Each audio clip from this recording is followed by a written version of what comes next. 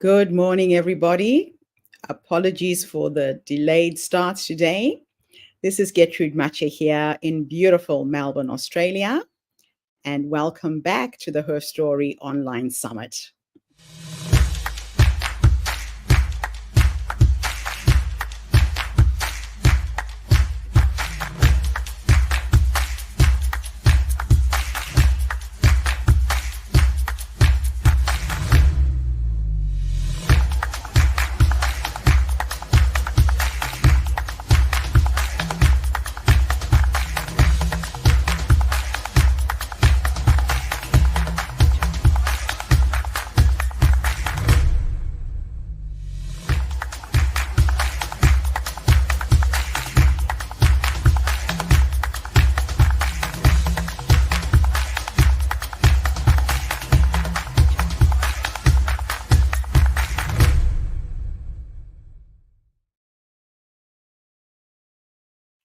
And it gives me great pleasure to introduce our second speaker for this month's summit, coming to us all the way from the United Kingdom.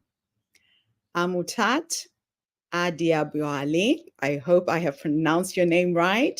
Welcome to our tribe.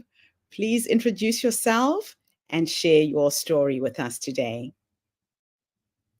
Thank you so much.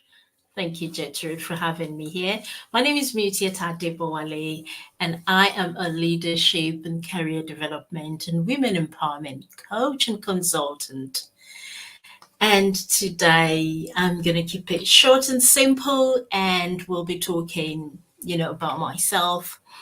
Before I do that, I'm the founder of the Freedom Support Network, where we support with free coaching, free training for female ex-offenders from the ethnic and minority groups, and the Ignite Your Leadership Prowess, where we support leadership and business leaders to accelerate their career and build their business and build their teams.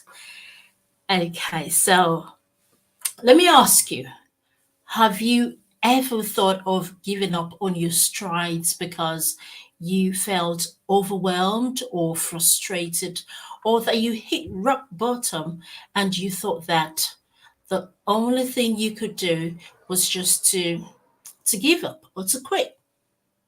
Let me take you on a beautiful journey.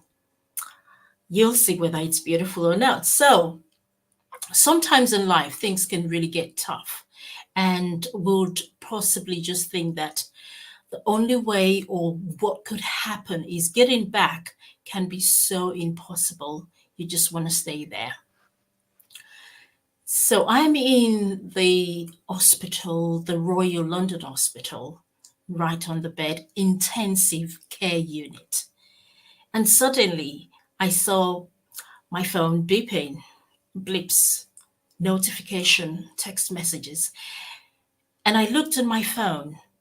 It was from my boss at work and asking me, Mutiat, when do you reckon you'll be back at work? And I was like, right there thinking, how could anyone, and particularly my boss, asking me about work when I'm struggling to survive in the hospital ward? When I couldn't eat, I couldn't even drink. How could my boss be asking me that and texting me that? And that made me wonder, is it worth it at that point, going back to this work, when all they care about is the money I make them? Hence, they won't be asking me coming back to work when they knew I was in hospital. But in that instant, as I ponder on whether to quit, whether to go back or not to go back, the challenges of me getting a new job stared me right in the face. And I said to myself, I'm going to be strong. I'm going to pick myself up if I ever get the chance to leave this hospital. And I'm going to go back to work. But definitely I need to do something differently so that when I get back to work, they will respect me. They will show that they understand my value, and I shall be successful again at work. And those were the vows that I made to myself.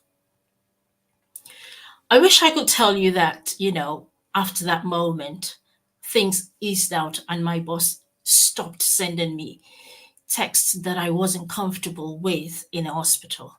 But no, things didn't happen that way. And after being in hospital and going from hospital to my home, spending around 4 months, 4 weeks doing all of that, I finally went back to work. And what I said to myself was to see the executive director, the first thing I wanted to do in getting back to work. And I booked this appointment in my first day of resuming to work. And I couldn't see him that week. And it took me 3 weeks to be able to be at the table to sit with the executive director and speak to him about, what had taken me to hospital in the first place and how I don't want to go back to that situation. I reminded the director that I had collapsed at work and that had taken me to hospital, and I wouldn't want to get back to that position because 3 months prior to when I fell at work and collapsed, a new senior manager had been brought to our department, and I was given the responsibility to onboard this new senior manager, to make him settle in his position, to help him get the training that he needed, to introduce him to our clients and stakeholders, and just make him comfortable to be able to do his work effectively well. And that meant that I had to be doing my own other responsibilities, doing his own work, onboarding him, and doing as much work as I could, and taking home the work of two people. And this led to burnout and overwork, which eventually saw me collapsing and going in hospital.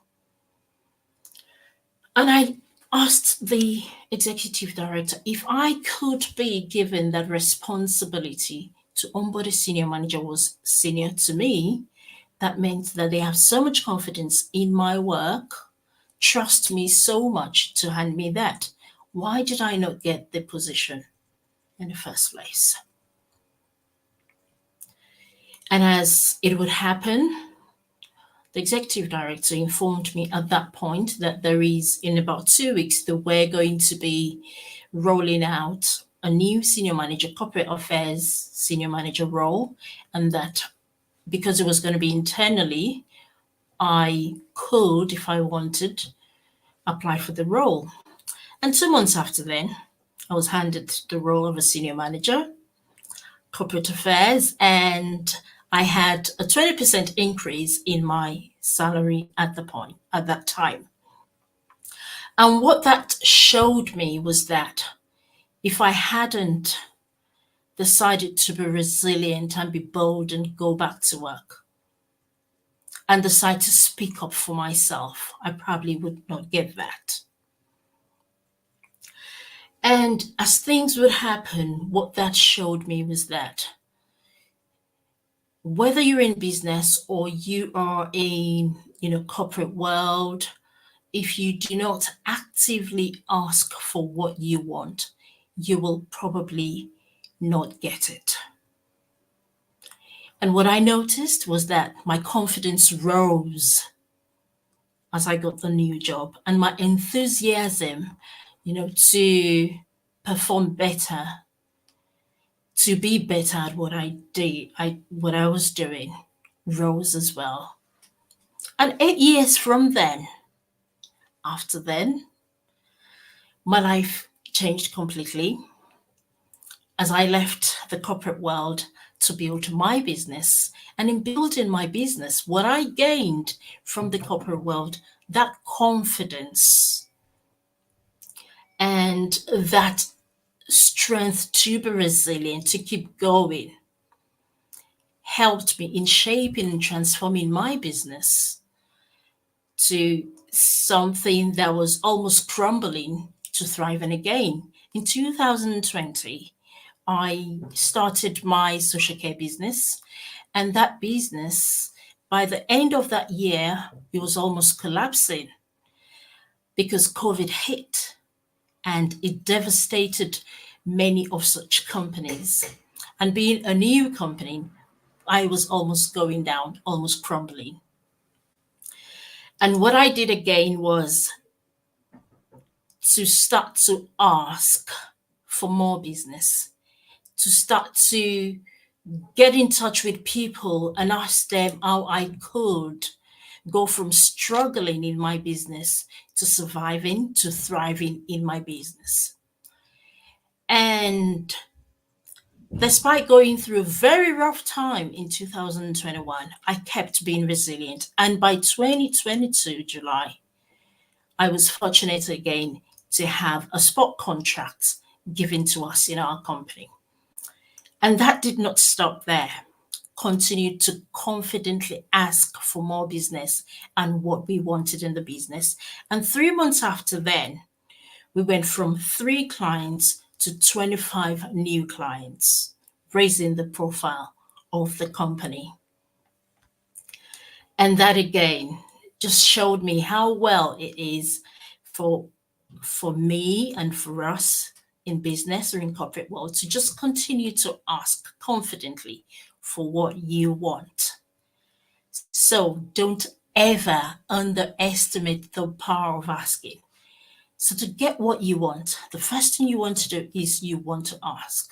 Because part of my breakthrough was that I simply asked for what I wanted, and that got me what I wanted. But one thing that I know is there is a way for you to ask to be able to get. So I'm going to share with you 3 ways you need to ask so that you can get. So the first thing you want to do when you're asking for something, when you're requesting for what you want, whether in business, whether in your profession, is be intentional. Know exactly what you want and know in your mind what the outcome that you want has to be. That's the first thing. Be intentional about your request. And number 2, you want to be prepared. And what do I mean by prepared? Be prepared is be prepared for what you want. So when you're asking, be prepared to receive. And in preparing to receive, you want to show evidence that you can deliver when you receive. You want to show the evidence that you have what it takes to uphold what you are asking for. So whether this is you're asking for a pay rise, you're asking to get new customers, you're asking to have high-end customers, whatever it is, be prepared prior to asking to show how you can deliver on what you're asking, that you have the capacity, you have what it takes to receive and deliver on what you want. So whether this is going to be showing evidence of the work you've done in the past, as I spoke to my executive manager, letting them know how useful I would have been to them for them to hand me such a big role, that means I've done something great for them. And when I was asking from the commissioners, I showed examples of the work that we did before COVID hit. So show that you have what it takes. So you would have prepared yourself to be able to show that you have the capacity to deliver on your requests. It will be disappointing for you to ask and receive and not be able to deliver. So whether you have needing new customers, be able to show your customers, this is what I've done with other people in the past. This is how I've been able to deliver. So you always prepare yourself when you're seeking, when you're asking, when you're demanding for what you want, what you believe that you deserve. Okay. And the third thing you want to do when you're asking is structure.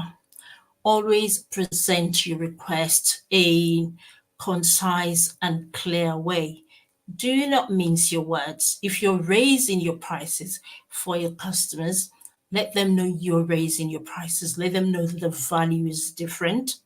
Let them know that what you're giving them has so much value. What's their while? What's the price? Do not mince your words. Whatever you're asking for, be concise, express yourself in a very clear way that shows conviction, that shows confidence, and that shows that, yes, the value is there. So in asking, these are the things you need to do. Okay. So again, we're talking about to get what you want. The next thing after you ask is appreciate. What do I mean by appreciate? Appreciate your value. Always show that you know your worth. Show that you appreciate what you have, your value, your worth, and bring that to the fore. It's not about bragging, it's about showing that, yes, you know what you want, you know what you have in you, and you know what you can give them, you know what they are going to get from you, the value they're going to get from you. So always appreciate your worth, and don't ever bring yourself down. And the third thing you want to do is audacity. What do I mean by audacity? Be audacious. Be audacious. Be confident. Be bold in your requests. Be clear about what you want. Know exactly what you want, not the second thing on the ladder, not whatever comes along or comes your way, not what you're first to receive or to get, but exactly what you want. Be specific in your demands, be specific in your aspirations, in your goals, and that you will attract what you want. And when you're specific and you're clear and you're ready to put in the action, that shows people, because when you're enthusiastic about something that you want, everybody sees it. When you're doubting yourself about what you want, the same way everybody sees it. So you will get what you equate yourself to know that you deserve. Okay, there is energy in you being courageous, in you being audacious, in asking for the things that you want, in going for the things that you want. Okay, so be courageous, be confident, show conviction that you deserve it, and go for what you want. So keep having those big dreams and do not stop until you get there. Thank you. Wow. Thank you, thank you, thank you, thank you so much for coming online and sharing these nuggets of wisdom with our community today. You know, just listening to you speak, it reminds me of my father, who always had this philosophy that unless you ask for what you want, you won't get what you want. And the worst thing that can happen is they can say no or they can say yes, right? But a lot of times we hold back because we are not sure we're going to get it. So, how does one overcome that fear that takes over your body before you go in and put in an ask? Okay, so just as I said, the thing is one, be clear on what you want. Sell whatever it is you want to yourself first. And what that means is be convinced that you deserve it. Sell it to yourself. Already be like, get into it. When you're able to sell it to yourself, you will go out there and sell it to other people with conviction. People buy when you show belief in yourself, in the things that you can deliver, in the things that you want, because you're able to express as the vibes that you show. So yes, this person really wants this thing, and not that they want this thing. You're going to be able to show what value you getting it will have on them, because it's not just that you want, but it's because you want it so that you can use it to add on to them or to other people. So it's about the psychology of what is going on in your mind. Okay. Are you coming from a place of, I just wanted to fulfill myself, or I wanted to make impact either on the person you're asking from or on the other people? So it's the psychology, it's the state of mind. And again, if it's no, it's no. No does not mean you will never get it. No means either it's not at that point, or not from that person, not from that institution, but there is another path. There will always be another way. So keep going. Be resilient. Keep going. There's always No a way. doesn't mean stop there. That's it. Now, let's go back to your work experience and the things that you have done. What inspired you to create the free coaching and training programs specifically for female ex-offenders from ethnic and minority groups? Oh, that is a long story. Okay, so with that, because when I talk about it, people, you have lived experience. No, I've never been in prison, apart from, Yeah. working with people in prison. However, before then, I was doing, which I still do, Youth and Women Support Network, where we help um, young people to rise, to get employment opportunities. We just give them free training workshops. But this particular one happened when I thought about that woman in prison. I had a neighbor, and she'd been in prison. She was a professional, so she wasn't a criminal. She was a professional. She'd done a mistake, financial mistake at work, and she went in prison for 5 months. But what that 5 months did to her was that it turned her life completely upside down. By the time she came back, there was no husband in the house anymore. The child had been taken away, and she was a completely different person. Her life had turned upside down. And I had to take the responsibility of taking her child to school, helping her, because I've always been a coach, supporting her, helping her build that confidence. And someday I sat down and said to myself, who in this world is thinking about a woman like this? Mm. We all make mistakes. Sometimes it's really grave, sometimes it's not. She's Yeah. very sober. I mean, as I said, she was a professional working in the bank, and Mm. something had happened. And I said, who is thinking? Because at that point, if your husband could leave you, so who's that family member that's going to be staying with you? So it Yes. really turned a life. And I said, who's thinking about people like this? I only know this woman, and who knows how many more of them are there out there without people. And I started thinking about, because I had already had a non-profit, so I said, why not begin to do, maybe I will find more of them, maybe we will find more of them, maybe we just, something can happen. It was just in a bid to make that difference Yeah. that made me found the Freedom Support Network. And so far we started community work, talking to probation services, talking to other boroughs, and then we started finding, people who had gone through phases like that, and started helping them, really. Right. That's just incredible. These are the forgotten people in society that nobody thinks about. Yeah. So, in your journey of leadership and business growth, what key moments helped you realize the importance of resilience and perseverance? Oh, yes. Importance of resilience and perseverance is okay. When I built my business, when I built my social care business, Hmm. I looked back at my purpose, my reason for building it. One of the reasons was ethical leadership.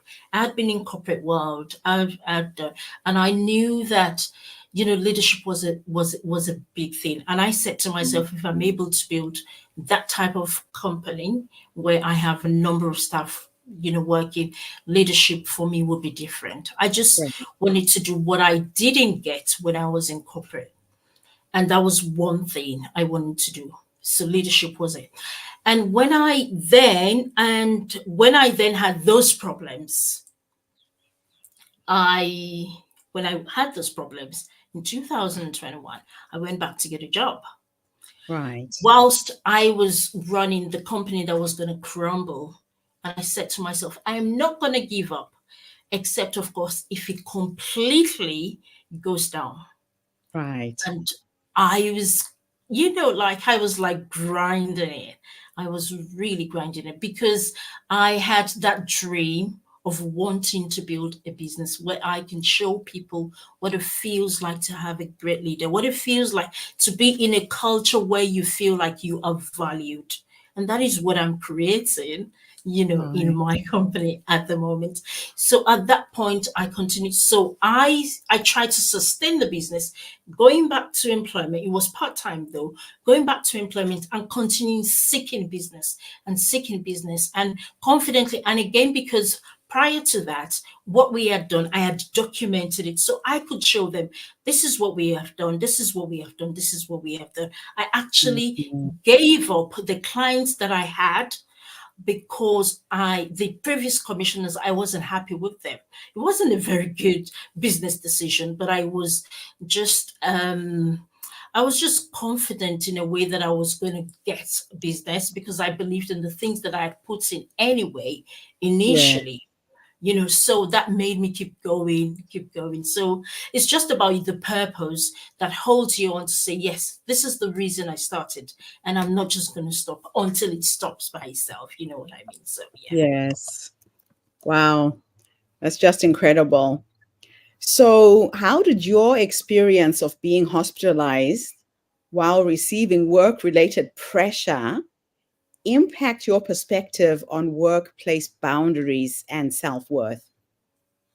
Exactly, exactly. Different organizations, different cultures, and sometimes it's not the entire organizational culture, it's just about individuals. So for me, as I said, when I looked at it, the first thing that came to my mind was, should I respond to this or not respond to this? Because I Right. was in hospital. Why would you be asking me when I reckon I'll be back at work?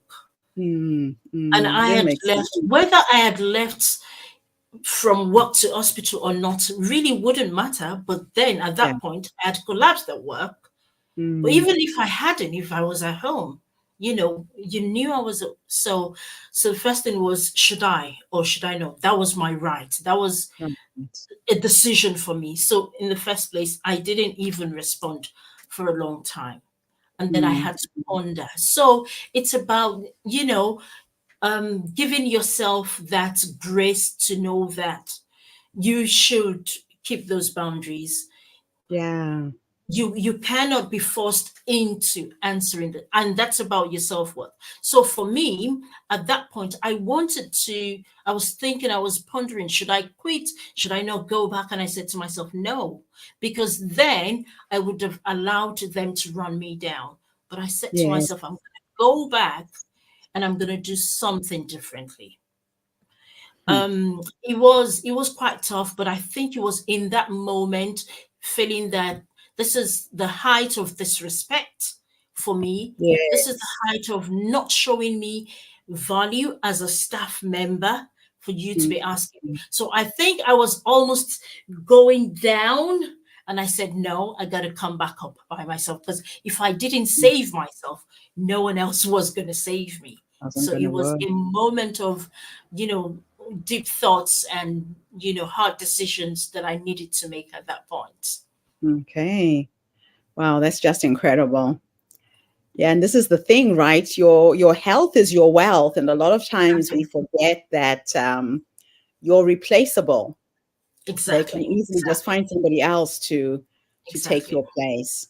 Exactly. So, can you share more about how you found the strength to return to work after your health crisis and how that influenced your approach to leadership? Okay. So at that point, um, I think it was the state I was in the hospital there, um, that just made me feel like, no, I'm not going to allow anybody to ruin my dream of working there. And again, the challenges of, how am I going to get another work? Obviously, I knew that I could do, but I wasn't certain. If I started a new Yes, application somewhere, you just never know. You just what the never know. outcome is And going to those be. exactly what and those were the Mm, things that impacted me when I started my company, because as I said, that type of way of leadership was not good for me. It was not good. And I promised myself ethical leadership, where, because I felt not valued, I yeah. felt that there was no respect, and I wouldn't want that to happen. And it was just something saying that when I get a role to, or the opportunity to hire other people to put a community of people together in an organization, I was going to do something different. So it really did impact, how how I turned into leadership, because I didn't want people to go through what I went through. Yeah, I yeah, I didn't think it was okay. I didn't like it. I wasn't comfortable with it. And it made me really change my perspective in terms of what leadership should be like, what people working with you should feel like when they're talking to you, when they're around you, or when they're not around you, really. So yes, yeah. it really did. My experience impacted the way I did things when I got my company. Mhm. So, as you transitioned from the corporate world to building your business, what lessons from your corporate career helped you navigate the challenges of entrepreneurship? Okay, one of them was confidence. Confidence. You need to be confident in yourself. You need to be confident. You need to have the confidence in yourself. You need to Yeah, believe in yourself to be able to stand the pressure of things to come. And you need to have a great reason behind whatever you're doing, the purpose of what you're doing. yes. So those really helped me when I started my business, Mhm. understanding my purpose, my drive, because it is the drive that I have for the business, for wanting to continue to go, Yeah, that allowed me to be able to keep going when the challenges were high, when the turbulence was there. So yes. knowing your purpose, having something that really drives you, that is Mm. very quite solid, would really help, in navigating problems, in allowing you to keep going, in allowing you to want to discover more of yourself, Yeah. and, learn more things and just keep going, really. Now, you spoke about the importance of being intentional Oh, and prepared when asking for something. Can you elaborate on how this mindset has shaped your leadership style? okay. So when being intentional about things that we're doing, and my leadership mindset and people. The thing is, all of these things help us to stay grounded.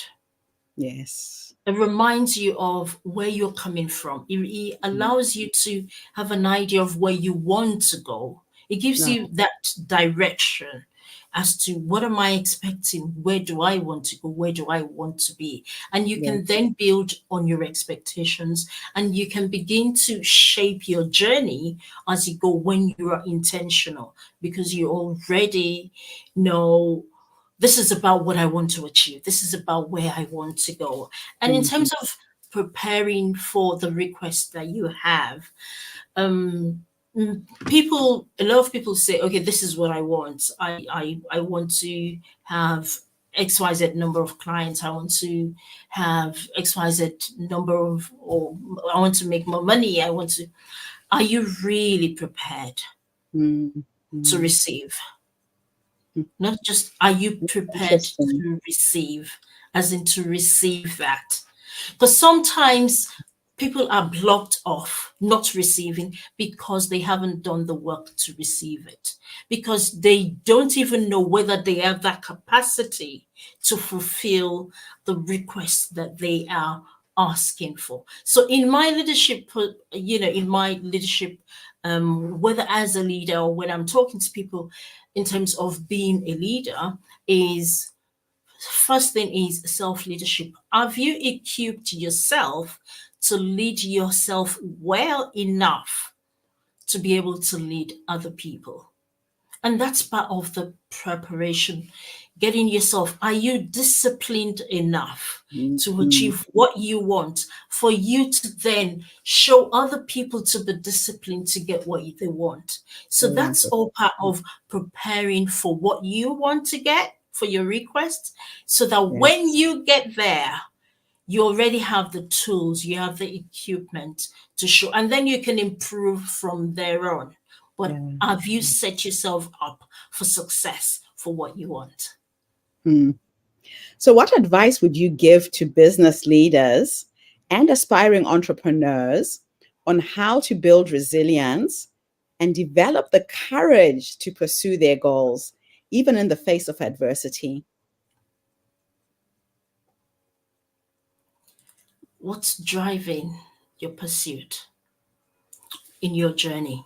Mm-hmm. That's the first thing. Be clear on what is driving your pursuit in your journey. Be clear on what's motivating you. Be clear on your driver, your motivational driver, as in what keeps you going. What's that thing? If nothing else happens, what's that thing that will keep you going? So in building your resilience, in showing up for yourself, it has to be something that's really solid. What is that thing that you want to have, that you want to get, that if nothing else was there, for you to get that, you would just keep going? That grounds you, that makes you know, where am I coming from? Where am I going to? Yeah. Exactly. So it's That's that fantastic. driver, that solid one. Okay. Last question. Let me take you into the past, to the young woman who was going into the corporate world with a vision, with a dream. If you could go back and give her 3 nuggets of wisdom based on what life has taught you up until this point, what would those 3 nuggets of wisdom be? Okay, those 3 nuggets of wisdom will be: don't ever sell yourself short of your value.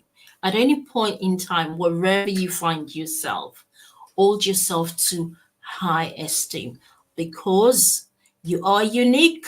No one else can ever be you, and there can never be two of you. So if you believe that you deserve something, always go for what you deserve, and don't ever bring yourself down when you are looking high at your desires.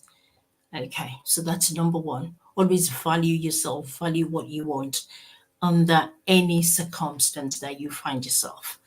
Number 2, put courage first, because we will not get what we want. You will not get where you're going if you don't have the courage.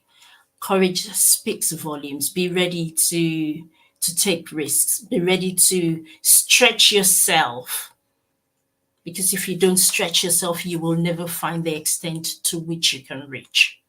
So courage. And number 3, bet on yourself any day, anytime. If you don't believe in yourself, no one else will believe in you. Bet on yourself, and always sell whatever you want to yourself first. Don't act on what other people want you to want. Be clear on what you want and know why you deserve it. And those are the 3, nuggets I'll be sharing.